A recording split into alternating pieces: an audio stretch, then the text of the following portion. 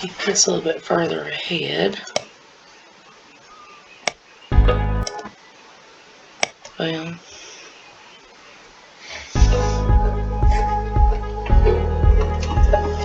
this is me on my first live TV show.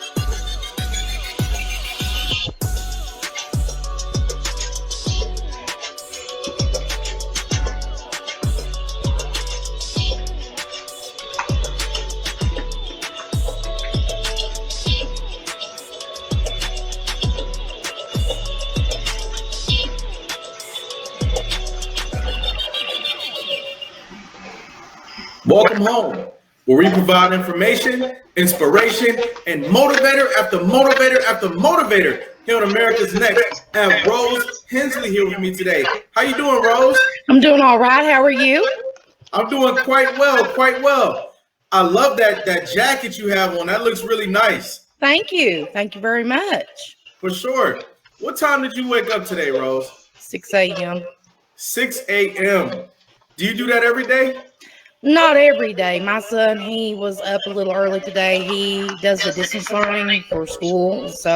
And he's always raring to go. So he's always way up before I am working in schoolwork. So I got to be a proud mom about that. Got to be a proud mom. That's right. I'm not going to sit here and act like I don't hear your down south twang. Where are you from? I am from Eastern Tennessee. I was actually born in a place called Harlan, Kentucky. But I've lived in Tennessee for the majority of my life since I was about 2. So. Okay.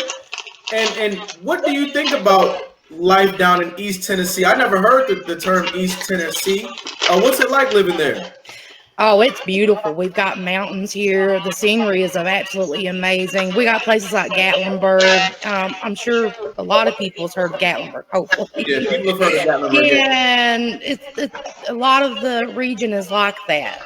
It's beautiful, mountainous, and then like we have the most beautiful mornings with the mist coming over the mountains. I mean, we get to see this every day, which is absolutely amazing. That sounds good.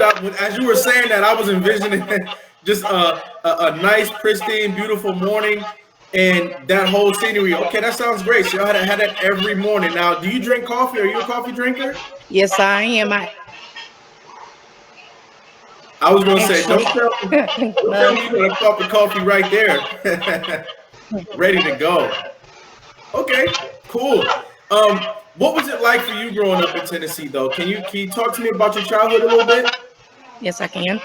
Well, I originally was born in Kentucky, and like I said, Mom moved us to Tennessee when I was 3, when my father passed away. He passed away when I was very young, and we grew up in the projects. We were poor. We didn't have a lot. Mom made sure we ate, even if it was just a little bit. Like our big thing was mayonnaise sandwiches. Mayonnaise sandwich, huh? Mayonnaise sandwich, just mayonnaise on bread. Let me tell you, my mother, she'd make homemade mayonnaise. Mama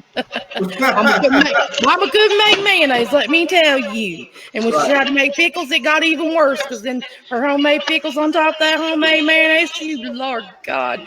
I'm glad there ain't none of that stuff left. When you say that y'all were eating pickles and mayonnaise sandwiches, I'm thinking, hey, everything wasn't ideal. You said y'all were living in the projects, eating pickle and mayonnaise sandwiches? Yeah. Do you have brothers and sisters? Well, I grew up with 5 of them, but I am the youngest of, you ain't going to believe this, and I'm glad you're sitting there for this, but I'm the youngest of 27 kids. Whoa. Ladies and gentlemen, I want y'all to let somebody know that we're talking to Rose Hensley this morning, and by the way this story is starting out, I think that it's something that we need to tune into. and that we need to hear about. We need to hear about her story growing up in East Tennessee with her mother making homemade mayonnaise, eating homemade mayonnaise and pickle sandwiches. See, I've heard about a lot of sandwiches. Okay, I've heard syrup sandwiches, ketchup sandwiches, hot sauce sandwiches. But then here you come along with a pickle and mayonnaise sandwich. And let me tell you something. When somebody starts their life story out with these sandwiches, listen, we're gonna be in for a ride. All right. Yep. So, It was. what was life like for you as one out of 27? Don't tell me y'all were all in the same household. Well, no, because when my father died, my mother moved, and all the ones that were grown up, because all my brothers and sisters are older than me, and they're from like different mamas. So, well, a couple, the ones I grew up with was from the same mom, different dad. And no, it was just me and my two brothers and my sister and my mother and myself living in a 3-bedroom project apartment. Okay. And yeah, like I said, we ate a lot of mayonnaise sandwiches and a lot of mater sandwiches. Now, mater sandwiches is a thing in the South. It's maters, a little bit of salt and mayonnaise on bread. And Mom, she'd grow these great big old maters. It's like this. I kid you not, they were this big around. Okay. What is a mater? What did you say? What's a mater? Oh, tomato. I'm sorry. Oh. Listen, okay, so a mater, you're talking about tomatoes. Got yeah, when I say mater, it means tomato, and like windows or winders, pillows or pillars. I mean, okay. So I've got a strong accent. Sometimes you'll have to correct me and say, "What do you mean, lady? What do you mean?" Hey, look, I won't be doing no correcting. I'll be doing all the learning and observing. Okay, so go ahead. And us youngins, we grew up in this house, and like I said, there wasn't a lot to eat, and we had roaches. Mm-hmm. You could sit there and be drinking a cup of milk, and one would be dropped from the roof, and you're just, man, come on, and have to pour it out and make a new cup. And this is like, I went to regular school like everybody else, but since I was the youngest, I got everybody's hand-me-down clothes. I don't care if it was a girl or a boy clothes. I got everybody's hand-me-down clothes. Mm-hmm. So there never was really any new clothes. Mm-hmm. And I'd wear socks with holes in them. So you were off to a tough start. Did you know that you were off to a tough start? Yeah, but it was normal. That's what we knew. So, I mean, it didn't. I know that I wasn't in style because the other kids would make a mention of it at school, and I'd get picked on a bit for, stuff. I'd be wearing stuff from like the 1970s, and here to be the 80s, and I was wearing stuff like from the 1970s, my brother's old shirts and breeches and stuff. So, yeah, I kind of knew a little bit, but again, it was just life, just normal. When you're and what did your father do for a living? Well, my father, before he passed away, he was a coal miner. Okay. And that's when the family was still in Kentucky, and he was a coal miner, a retired coal miner, and then he also was a pastor for a while, and he also did boxing. Oh, your dad was a boxer? Yeah, his name was Noah Bailey. I don't know how far he went because I don't know a lot about that side of the family because my mother didn't tell us a lot about that side of the family. And I've just found them a couple of years ago, so I'm still learning. And I've got tons of nieces and nephews. I remember I went to Florida and met one of my sisters for the first time, and she's much, much older than me. And every kid that comes...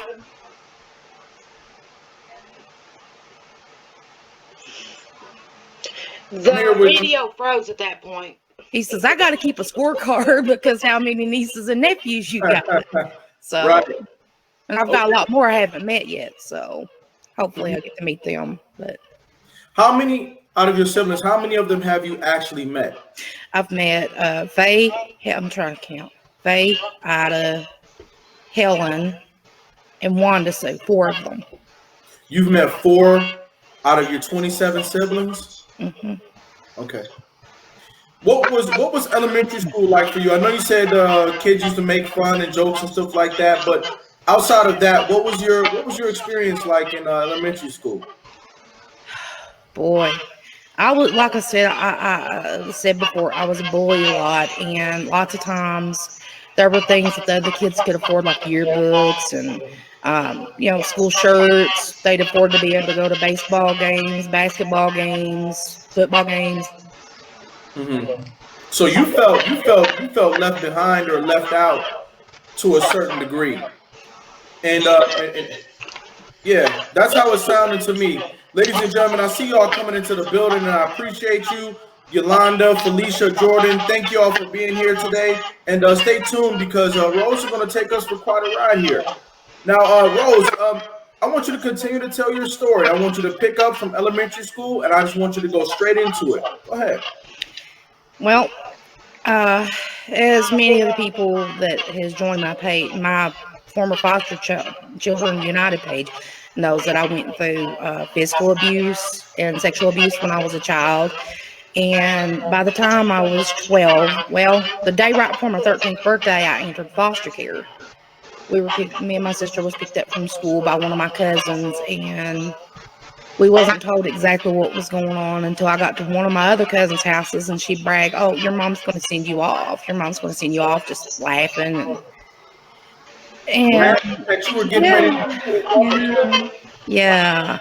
And then we get to the courtroom, and then me and my sister, we got sat on one side while my mom sat with one of my aunties and my other cousins on the other side, and they were talking, and like nothing was going on, man. And then when my mom got up in front of the judge, she started crying and saying how unruly me and my sister was.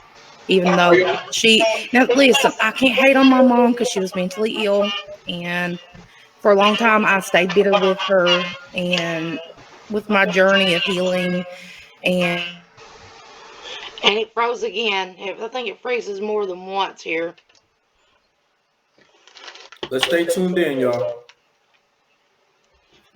She had been through some terrible abuse situations, and different people react differently to abuse situations. So I have an understanding that because of the situations she had been through, and I'd found a personal journal of hers, which gave me a lot of insight to why she was doing what she done. So I know. Your mother's life was tough too. Huh? Your mother's life was tough as well. Yeah, they lived back in the mountains. This is back when you didn't talk about child abuse, and it was in a place called Disney, Kentucky. And they literally lived at the top of the mountain. And wow, what I read in her journal, I wouldn't wish. And there it goes again. I don't think it does too much after that. With what she went through, you know. How many people would you say are living in the mountains and mainstream America doesn't even know about them? Well, now, if you get up into Appalachia, which is right in the area I'm from,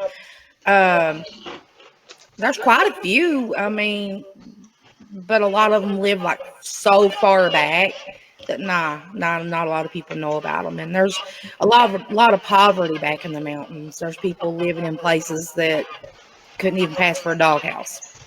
And wow, it's not really fair in the areas, especially up in Kentucky, where I'd originally come from. It's just a teeny little town, and there's not a lot offered there for these people. And it would be nice if there was more offer for these people, you know? Yes. And so you're saying that there's a lot of people who live in the mountains of America, and a lot of those people, they live in extreme poverty, and there are things happening that no one knows about in those mountains. Things like abuse, neglect, and dependency. And that's why you get a lot of drug abuse in these small little bitty towns, because there's nothing else offered for them, you know? There's doctor's offices and grocery stores. What do you think they're going to do, you know? So these people, a lot of them, they resort to drugs and alcohol because that's what they have access to. I've seen it myself. And even in the little town I live in, which is a bit bigger than the other one, there's a lot of drug abuse. And I really wish there was more offered. And there's more offered here than the other places, but still, there's not a lot of activities for children to get into, after school programs and stuff like that. I mean, there's a few, but nothing to the level we need here. Now, from your perspective, do you think that those communities will be open to programs and resources if they were made available? I think so. There was another small town that I lived in recently, Sneedville, Tennessee. And I mean, they literally have two traffic lights, but there was money poured into there and it has improved the community tenfold. Yes, there's still a lot of drug activity, but there's a lot less than what there would have been without them pouring money into the educational programs for these children. And I'm big about education. Right. You know, we talk a lot about poverty and people living in poor conditions here in America, but I don't think a lot of us understand that there are levels to poverty and just a barren life. And you speak on behalf of an area of American life that not too many of us know about. I mean, we're pretty much the ignored sector. I mean, once in a while you hear people talk about Appalachian. That's right toward Christmas. Like our local news people, they'll do this bags of hope. Is it bags of hope? I can't remember. Anyway, they get food boxes for these people. But what about the rest of the year? Wow. And what happens if you don't teach somebody how to fend for themselves, and give them opportunity so they can fend for themselves? If they have absolutely zero opportunity, what are they going to do? How many of the fathers in those areas are coal miners? Well, if you go deep in Kentucky, there's quite a few. But back in the day, it was a lot more. There was a lot more of them back in the day, and there used to be coal mining camps. Yeah, and they didn't pay them actual money; they paid them in little stamps or company money, what they called, so that they were stuck there.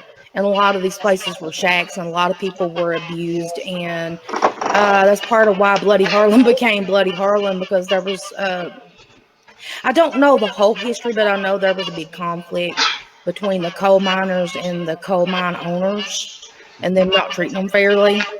And there was a lot of hell raised, and that's how it got the nickname Bloody Harlem, and that's where I'm from. So.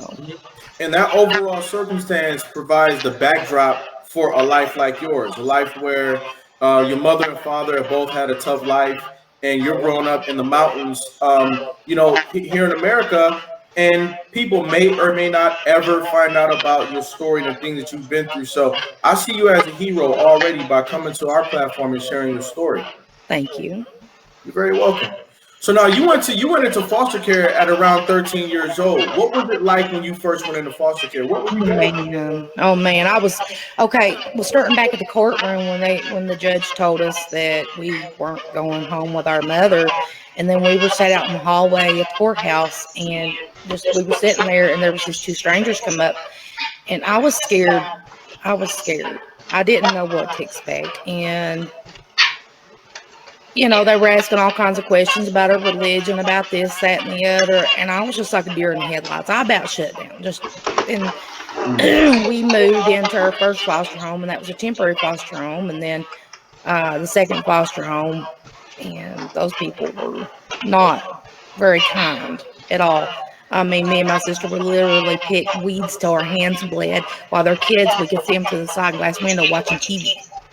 And we're out there till dark picking weeds with our bare hands, no gloves. And also we were responsible for picking the fruit from the trees. We were responsible for gathering berries. We were responsible for a lot of the yard work and the housework. There's one time they all went to Dollywood, that was in Pigeon Forge, Tennessee. And me and my sister, we were home cleaning dishes, vacuuming, and keeping the house tidied up. We were told we were not allowed to watch the television, and we had peanut butter crackers for supper that night. So lovely people. And then we were split up in that second foster home because the foster mama got pregnant, and my sister was older and was more able to babysit, so they split us up. Absolutely no reason to. Yeah, for no reason, because you already don't know the majority of brothers and sisters, and then you get split from your sister. The same sister that you were down south picking weeds with. So other kids were doing whatever they wanted to do, and you and your sister were picking weeds in the southern sun No gloves on your hands. Their biological children was able to sit and do whatever they wanted to do. Yeah. What was it like for y'all picking weeds and picking fruit all day under the Tennessee and Kentucky suns? What was that like? I want you to You know paint. what? You know what? The picking the weeds part sucked, but now there was one part of their yard which wasn't very visible from the house, and they had a peach grove. And peaches to this day is my favorite because sometimes me and my sister would take a break and sit in the shade, and we pick peaches straight off that tree and eat. So that was cool. I liked that. Yeah. We could eat as many peaches as we wanted. They never were the wiser. So that was cool. Right. And sometimes when we'd be picking berries and stuff, sometimes we'd sit and eat the berries and stuff. So that was okay. That was okay. It just really stunk picking, picking until we got blisters on our fingers and stuff. And it was terribly hot. It was terribly hot. And also you had to watch for snakes and critters and stuff. So y'all are not moving through from home to home. Did y'all start going from place to place? Well, when they separated me and my sister, then my journey began being passed around from place to place to place to place, and I never finished a high school year anywhere. How many foster homes would you say that you went through? Oh, good Lord, there's people. I was through so many that I don't even remember a couple of their names. There's one place in Campbell County I remember their dog, their dog Peanut. And that dog, what was really funny is they said that dog was normally a psycho, and usually it was with everybody else, but with me, it was a baby doll. Its name was Peanut. I remember the dog's name, but I don't remember the family's name. I was there for such a short time. Right. And there was many places there. I was there for a short time, and then my caseworker would just show up out of the blue. Like with one foster home, I was there probably about 2 or 3 months. And I was getting ready for school one day, and she showed up at 6 a.m. at the door, and she says, "Pack your things. We're getting ready to go." And I had absolutely zero warning, and I had to go. How many foster homes would you say, if you could estimate the Right number? about 60. How many different placements were there for you? I'd say there was probably a good about 60. I'd say, and this is in the span of 4 years.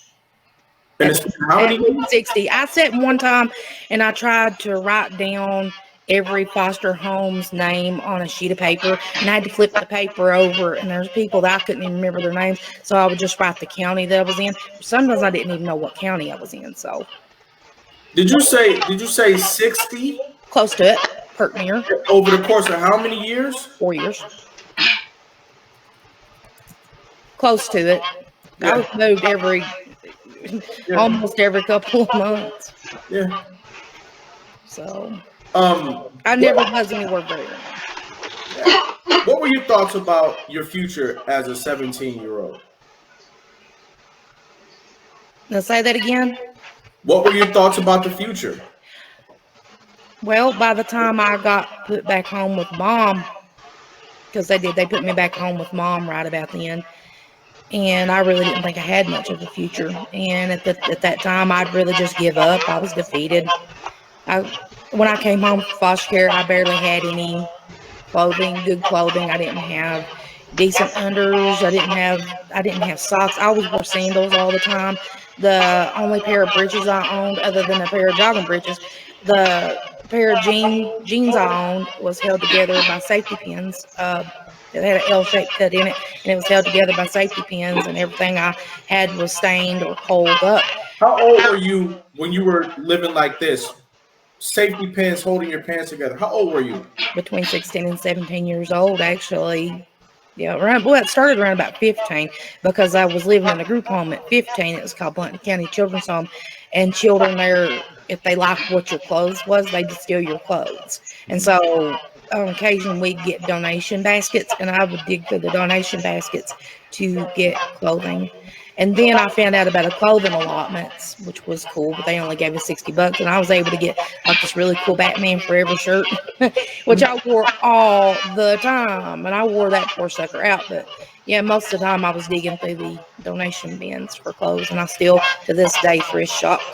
Yeah. Now, from 13 to 17, all this is approximate, obviously. You went through about 60 different placements, and then after all of that, you moved back home with your mother. Yeah. Yep, they put me back home with my mama. And then within just a couple of years worth, I was homeless. Mm-hmm. Yeah. And I was living from place to place to place. And I actually, I lived with my sister for a little while. And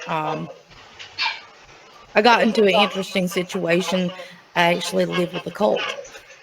A what? A cult. They were based on Latter-day Saints, and this family went to a regular Latter-day Saint church, but they weren't at home. They were not living how they were supposed to with that. They were trying to be the plural wife thing, and I was 19 at that time, and I didn't know what to do. I had nowhere to go. Right. And so that's something that I see often. A young person, 19, 20 years old, you got no real support, you got no real family back and no real place to go. People see that and they know, listen, you got no other choice. So you stick here and you do this. Now, respectfully, what type of cult was this? Respectfully. Well, like I said, they went to the Latter-day Saint church.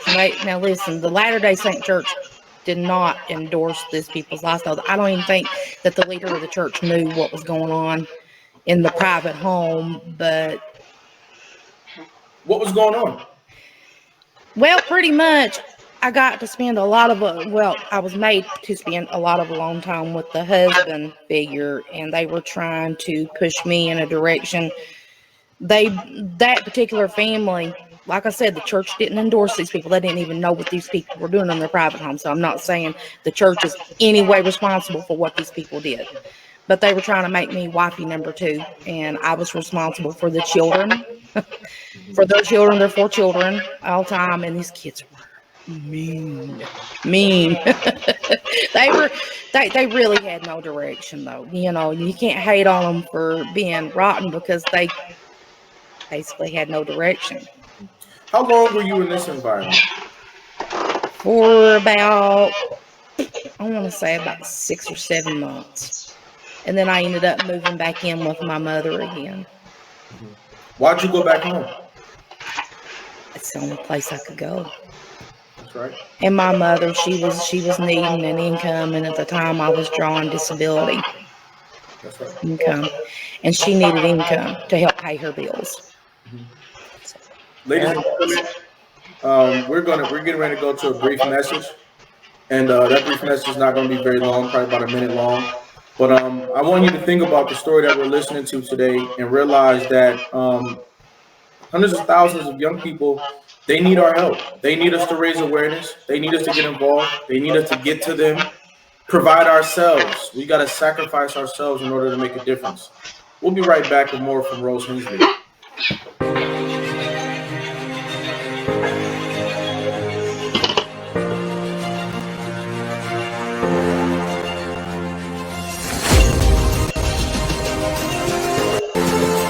I'm gonna fast forward this.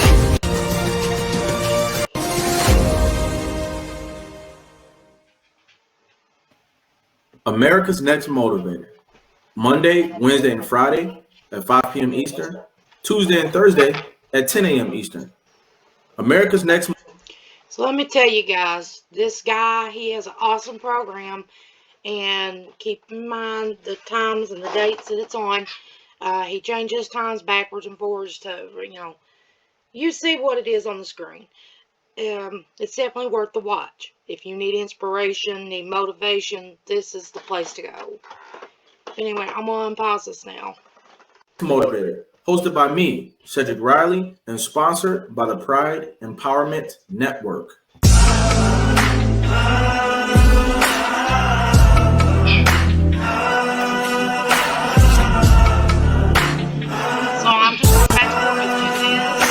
I'm just going to fast forward it through this, and we'll get back to my interview with Cedric. But y'all need to check these people out.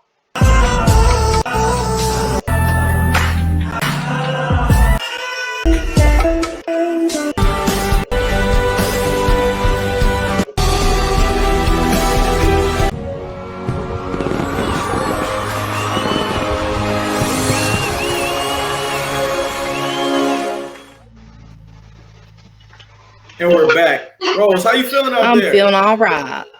I like it. I like That's that little right. intro at the end of the break. That was great. I love that. The um, fireworks and all that was cool. for sure, for sure. Um, when did you decide to leave this cult environment, and how did you get out? Well, I'd called my mom and I told her, I said, there's some weird crap going down here. I've got to go. I got to get out of here. Um, she said I could come back home, but the lady who, the woman of the house where I was living at, I told her, I said, I got to go. And she didn't want me to go because I was the main babysitter for the children. So what I did now was kind of extreme, but it's the only way that I could get them to voluntarily let me go. And this goes into really, really weird.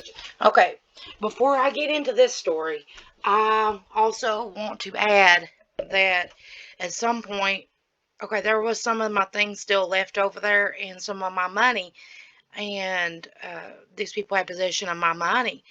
And there was a fella that I now call my adopted dad. He had actually helped me go retrieve the stuff because the situation was as such.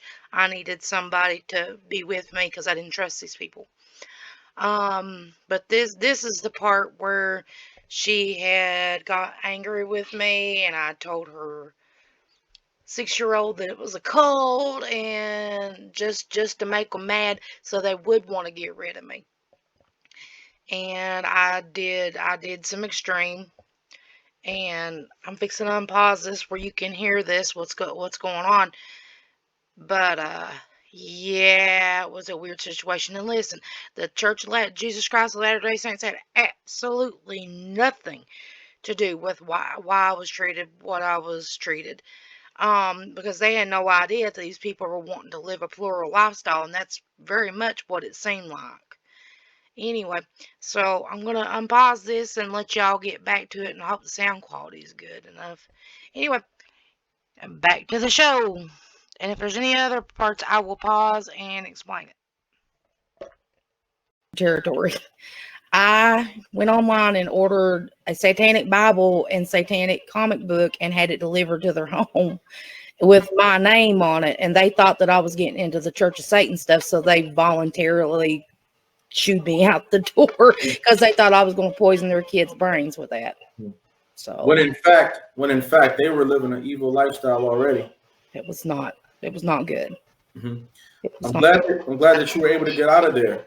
And what I'm thinking right now is when is anybody going to look at your life and say, Rose, your life is valuable. What do you want to do? Who do you want to be? Let's give you some respect. I'm not hearing anybody doing that in your life so far.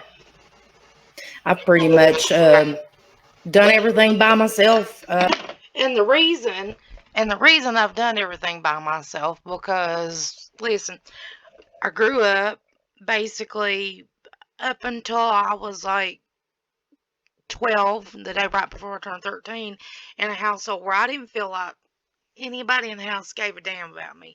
And in this interview, I was being generous saying that I don't hate on my mom. Um, Problem is, I know mental illness. I know the monster mental illness, and she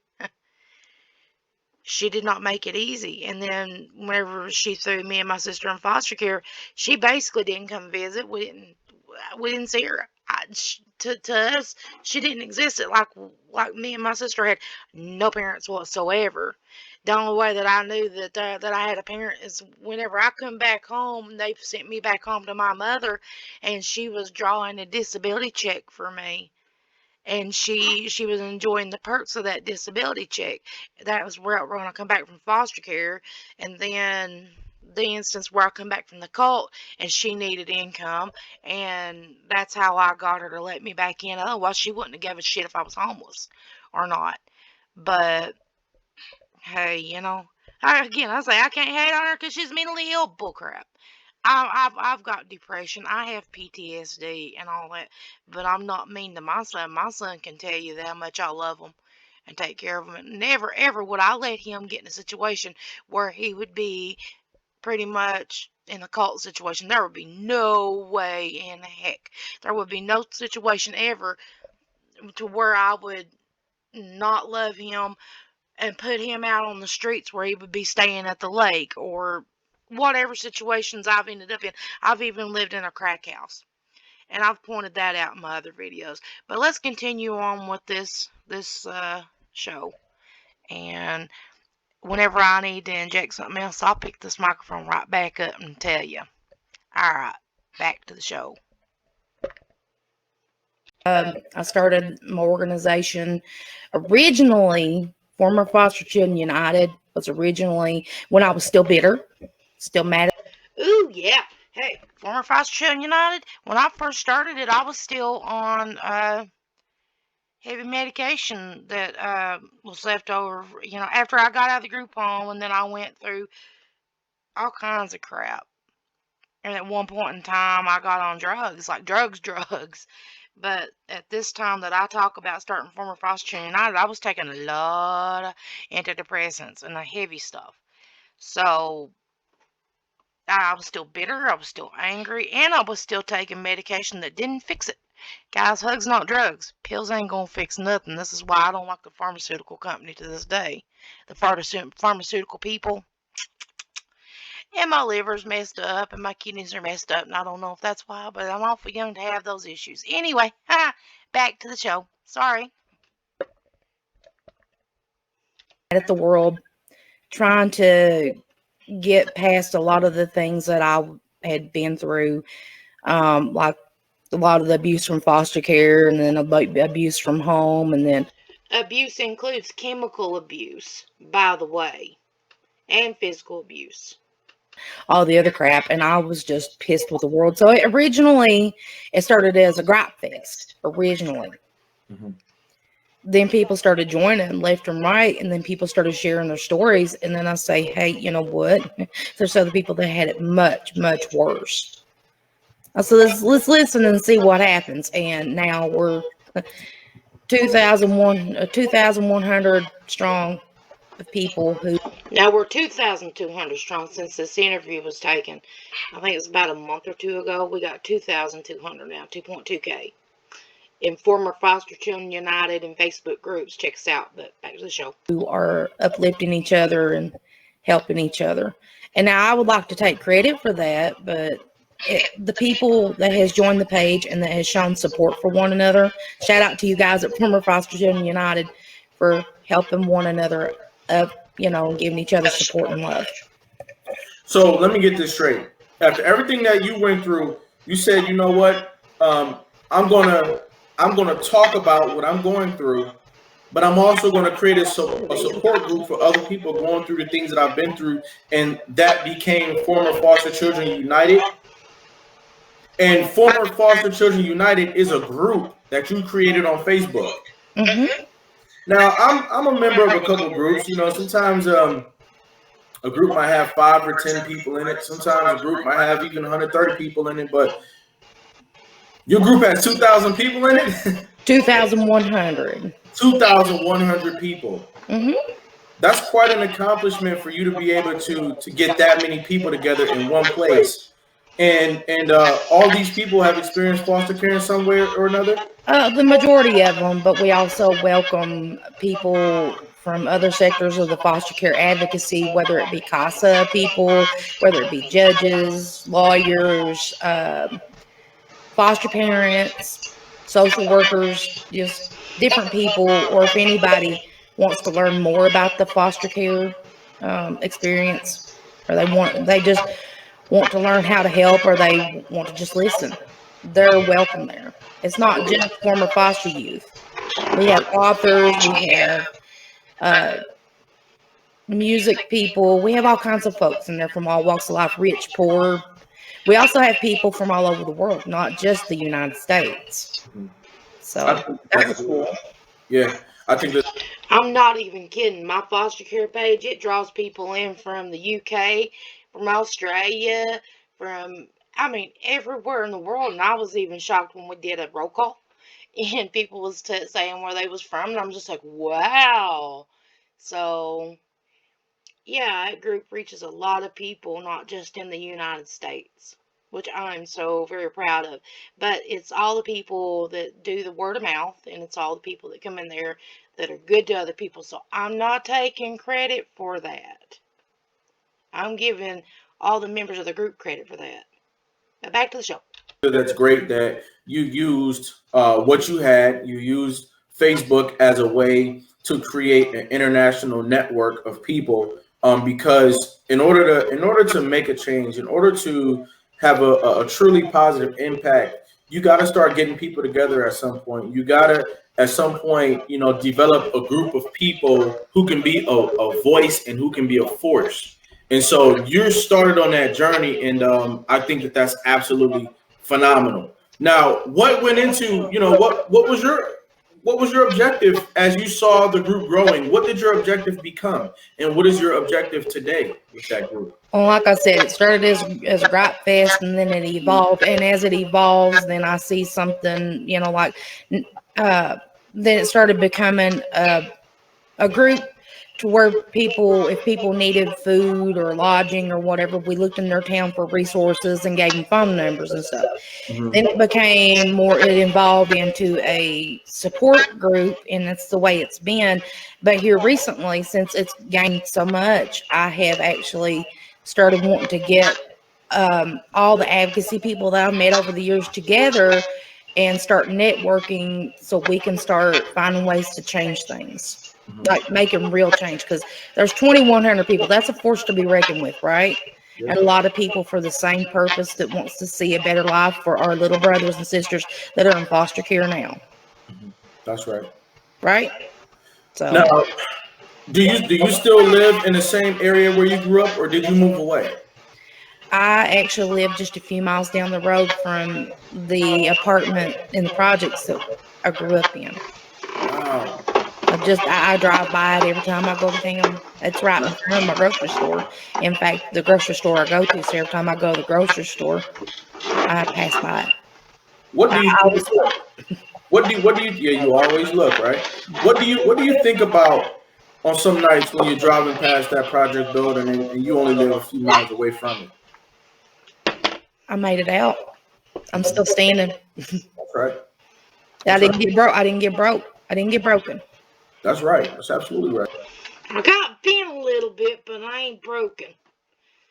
I'm thankful that whatever powers that be made me strong enough to be able to endure it. Right there, I was on the verge of crying. My foot was shaking. You can't even tell my foot was shaking. And I forced a smile through much of the things I was talking about. But she didn't break me. The abuse didn't break me. Right.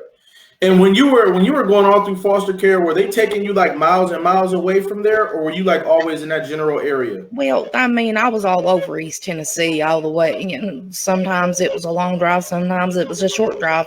Mm-hmm. Like I've been as far as Maryville, Tennessee. Now, listen, that's a nice little old town. It really, really is. And the schools were awesome. Just the group home was really stank. What you mean it was really stank?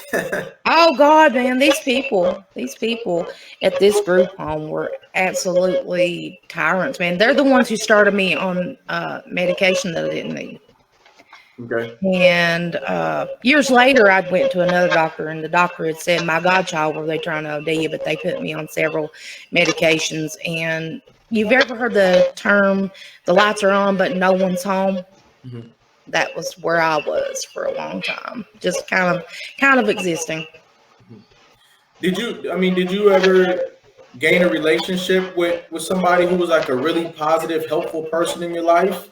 What did you do to get through those years? Those were some tough years you talked about earlier. Well, in Blount County Children's Home, and actually, what's really cool, my foster sister Donnell, she's actually my second person on my second admin on my former Foster Children United page, Donnell Cable. Okay. I formed a relationship with her. Me and her became a lot like sisters, and a lot of times when I had nobody visiting me on the visiting Sundays, her mom would let me visit with her and visit with them as they did their family visits, which was really, really awesome, and that helped a lot. And then there was like art therapist at another place that absolutely was amazing. Took me to a Bob Ross style painting class. I love to paint. I haven't painted for years, but Oh, you like to paint? oh yeah, yeah. I just Wow. haven't painted for a really long time. I actually have a few things with foster leaders. Okay. Some of my paintings are in their exhibits. When did you start painting? I was around about, I think, 14. There was a lady when I was at Adolescent Resource Center in Knoxville, Tennessee, and she was the art therapist that would come in ever so often. And I absolutely adore her. Her name was Denny West. Absolutely adored her. I haven't seen her since I got out of the group home, but she's the one that started me in painting, and I realized I had a little bit of artistic talent, a little bit, you Yeah. know. So that was cool. What do you like to paint? Do you like to paint portraits, memories? Landscapes. What else? Landscapes is my favorite. Now I have done a foster girl series where like the same foster girl was in different fancy dresses and foster grace, foster hope, and each one of them had a message. Foster grace, foster hope, foster girl. The first one, Foster Girl, is owned by Kathy Jones now. It's in Citrus Heights, California. And it was a picture of a little girl in a ballet outfit, and it was kind of torn and tattered to, put me in mind of why how I come home in my torn and tattered clothes. And what it looked like she was in a kind of like bars on the windows and stuff. And that's how I was feeling at the time. At the time when I painted that, I was still bitter. But then I had Foster Hope and Foster Grace, and Foster Grace, she's praying, and she's got her rosary behind her, and got her candles and a big stained glass window with a cross on it, because God's grace seen her through. That's right. You know what, Rose? You let us know that there's a whole lot of young people who grow up in areas like where you grow up at, and some of those people, their stories are just absolutely traumatic. And I want you to take this opportunity to provide some encouragement to young men and women who might be in foster care or just living in areas where they feel forgotten about. Provide some encouragement to them. All right, folks, let me tell you something. I know there's some places where there's absolutely no opportunity, but we live in a day and age where almost everybody has a cell phone, and there are online schools. You can do online school, and there are grants, there are resources for folks who don't have the financial means to be able to go to college, because I went to college. Even though I'm poor, I went to college at Sandria Academy in Tazewell, Tennessee. Wow. Beauty school. And there's trade schools, and it can help you get out. And if you're like under the age of 21, there's job corps. There's all kinds of opportunities out there. The military, trucking's always needing new people, and that gets you a roof over your head, and that gets you cash in your pocket. You can see unfortunately, a lot of kids that come out of foster care, they don't got family connections, and they really have a hard time. Well, some trucking companies will give free training. Okay. And and then if you work for them, some companies will give you free training. When did you start doing hair? What clued you into the fact that was an option for you? Well, it's kind of funny. I mean, I've kind of been good with hair for a while, but it's not exactly funny. When I said I was living in Sneville, Tennessee, my husband, he was bipolar, and he was an unmedicated bipolar, and he did not make things easy. So he was bipolar and he was what? Medicated? An unmedicated bipolar, wasn't going to therapy or anything like that. Okay. And so he was kind of a hard person to deal with sometimes, and he was literally, I already had trauma, and the way he was acting, it was making it worse. And I mean, it got so bad, blood vessels was bursting in my eyes. And there was a time I went nonverbal, like, honest to God, not physically able to speak. And so I says, let's go to beauty school. And I literally did lose the ability to speak when I was isolated up there on that mountain. And he was acting as he did. Again, I'm excusing it away with mental illness.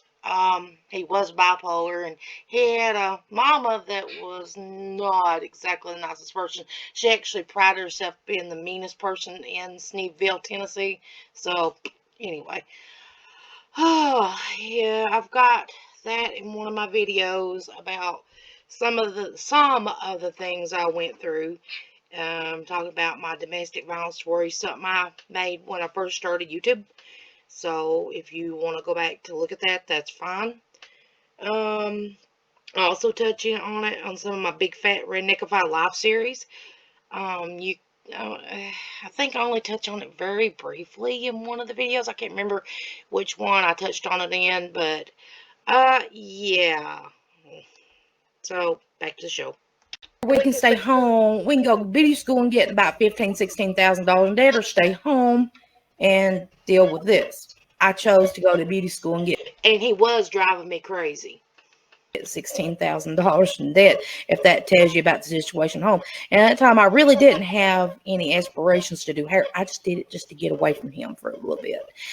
And then, I mean, I've created some messes. When I first started the beauty school, I would put so much hairspray in these poor dolls' heads. You could probably throw them against the wall and they would bounce off, and the hairstyle would still be the same. It was a mess. Right. A lot of the girls I went to beauty school with can tell you, hairpins and hairspray. And Right. the hair, jacking it to Jesus. That was my style back then. And Hey, listen. I started realizing I was good at doing hair when they Okay. started having these updo challenges at the school, and they would have us do like prom updos and formal updos, and that I was winning challenge after challenge after challenge every week, and it's just like, well, hell, let's just keep up with this. So, Hold on though. What is First of all, what's an updo? What is that? okay, you know, like your prom hair, where they put the hair up and they put the hairpins in, and they got the big fancy curls and all that stuff, or the nice braids, and the hair's up off the neck, done up. Okay. A lot of the gals will know about that, you know. And Since you were already, one who had a knack for spraying things down, you were good for the updos because you like. oh my God, I could make that hair go all the way to God. Right. They say jack it to Jesus. I said no, make it go all the way up to God. Right. Wow. Half a can of hairspray. This stuff right here is awesome. Okay. What level is that?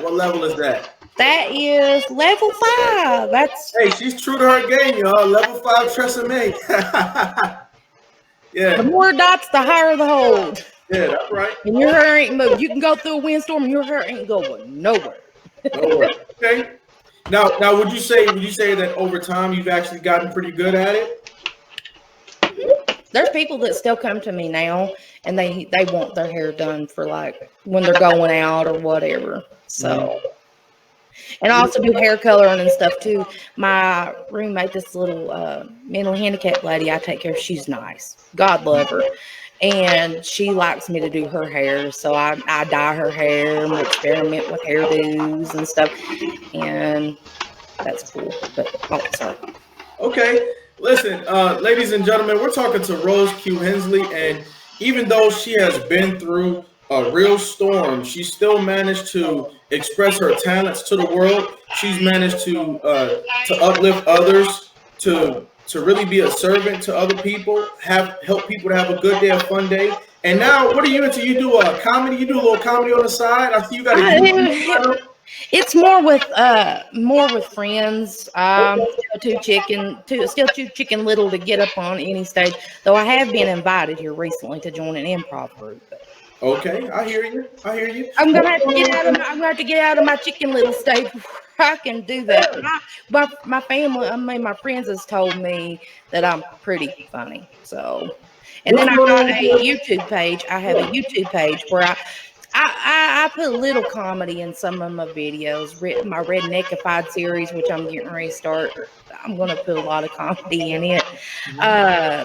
That's my term, Redneckified. That's what I call myself, Redneckified. You created that term, Redneckified? I mean, well, I guess other people has used it, but for me personally, Redneckified. I never heard of it before, so I'm gonna give you credit for that one, Redneckified. Okay, cool. Now I recently saw you create a video talking about Paris Hilton. Yeah, man. Let me tell you, that girl, I used to think that she was dumb. She's not dumb. And her being wealthy, you would never know she had been through this. But her parents literally put her in a wilderness camp. And I've heard about these wilderness camps when I was in foster care. I actually got threatened with sending me to one. And these places are rough. And she had went to one and she had actually escaped from it because they were abusive there to her and other girls. And her and one other girl, I think, escaped. And they caught them. They brought them back. They beat them up. They beat Paris Hilton and the other girl up. And there was one place, I don't know if it's the same place or not, but where they literally made her strip down. And this is in the This Is Paris documentary. They literally made her strip down and sit in a solitary confinement cell. And she had been through some pretty severe abuse. And there's this thing called Breaking Code Silence. And there's a place called Provo Canyon School, which she's trying to get shut down. And I've been over the weeks listening to a lot of testimony of these girls and what they've been through. I can identify with some of it, especially with these group homes. Right. Some of these people shouldn't even be watching children. Some of these people I wouldn't hire for a dog catcher. Right. Right. But Paris has been through pure hell. And she inspired me to make a video talking about my time in foster care. And the name of the video is Paris Hilton is Telling the Truth, but she was telling the truth. You know, I was inspired by your willingness to share your story, because I imagine a lot of people that are from areas where you live, they don't grow up to tell their story, especially not on the internet. We usually are very quiet, and a lot of times Southern girls are taught to be sweet. Be sweet and be quiet. But see, you're breaking the mold because you're stepping outside of that box, and you're breaking the generational curse of silence. And, you know, gone are the days where people are going to be mistreated in silence. And you represent that. You represent speaking up for yourself and speaking up for other people who go through things such as what you've been through. And I definitely want to commend that today. So I thank you. I'm going to keep screaming it from the top of the mountains. I ain't going to shut up about it. That because there's other kids that are more than likely going through this now. And that it does not need to be part of any other children's reality. You know, they come out of bad homes in the first place. Right. They're already traumatized in the first place. They don't need any extra added trauma or anybody to be rotten to them. There needs to be love for these kids. And you want to save our children, look at these kids in foster care and see them treated better. Do anything you can. Shout it to the top of the mountains. If you've been abused, shout it to the top of the mountains. Don't be silent. Because the more you're silent is the more the bad stuff happens, people. That's right. If you could see one thing change in foster care, one major change, what would it be? Well, better background checks on these foster parents, that's one, but I've got a second one, is better follow-ups after the children leave foster care. Like at least once a year to double check on these kids that come out of foster care, because a lot of them don't have any family connections. Some kids spend their whole life in foster care and they're not prepared for outside life whatsoever outside of foster care.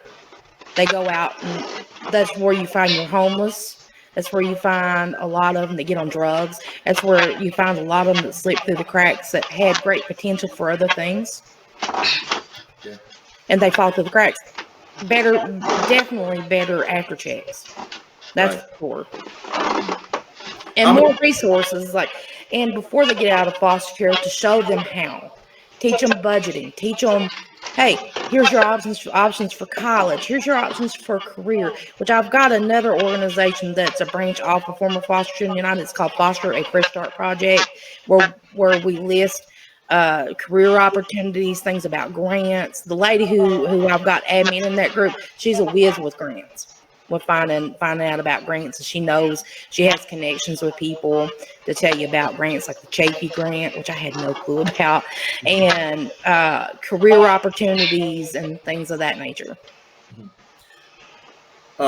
Ladies and gentlemen, I see that Rose is somebody who represents a large sector of Americans, and we don't always see representatives of those particular people. And so she should definitely be invited to conferences to represent herself and her experience. She should be invited on your speaking tours to talk about her experience and her journey. I'm looking for a book from you. And that is something that I am currently working on, folks. I've got a lady ghostwriting.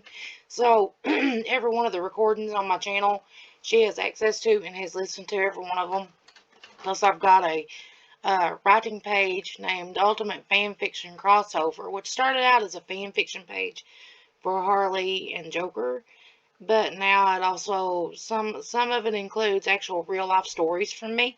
So I'm working on a bio. It's probably going to be a year or two, maybe 3 out, who knows. With any luck, sooner than later. But when he's talking about doing a book, that inspired me to get a hold of a ghostwriter. So it's a work in progress. And maybe. Maybe.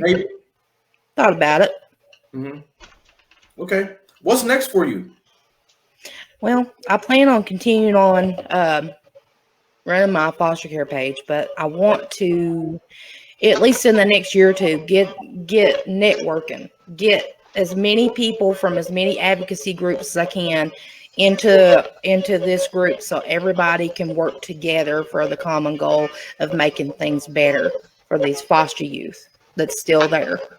No one left behind. That's my motto. No one left behind. Without a doubt. Without a doubt. And yeah, and so now you're a mother, you're running your household, and you're doing this virtual learning piece. What's that been like doing virtual learning with your son? You know, at first it was really hard because me and technology, I was always like, when it comes to technology, man. But once I learned how to operate it, he's actually a B student. He is actually top of the heap when it comes to the distance learning kids. He has, well, see, when they miss assignments and stuff, there's considered absences. He has 0 absences, and we've been doing this since the first part of August. And he actually was described as a star student by 3 of his teachers. Mm-hmm. So that's phenomenal. You know, you're changing the patterns of what you've seen. And do you think that your upbringing, your background has made you a more passionate mother? yeah, well, oh, definitely. I try to make sure every single day to make sure my son knows that he's loved. I always give him hugs every day and tell him how absolutely of a phenomenal child he is.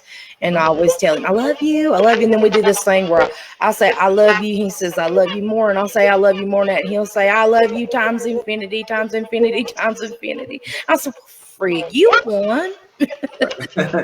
All right, And Rose. Look, I wish we could talk more and more, but our time is just about up. We've got about a minute left, and I need you to answer these 3 questions for me. The first one: what is survival to you? survival is doing what you got to do to be able to make it to the next day and the next day and the next day. What is success to you?